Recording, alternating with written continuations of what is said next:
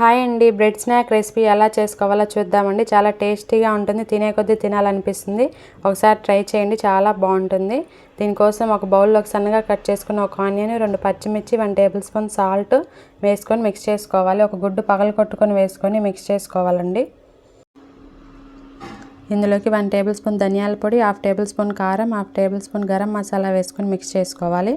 1/2 table spoon పసుపు, 1/2 table spoon మిరియాల పొడి వేసుకొని మిక్స్ చేసుకోవాలి. 1 కప్పు శనగపిండి వేసుకొని జల్లించుకోవాలండి, ఉండలేమీ లేకుండా. ఇందులోకి 1/2 కప్పు పాలు కొంచెం కొంచెంగా వేసుకుంటూ మిక్స్ చేసుకోవాలి. ఇలా ఉండాలి కన్సిస్టెన్సీ.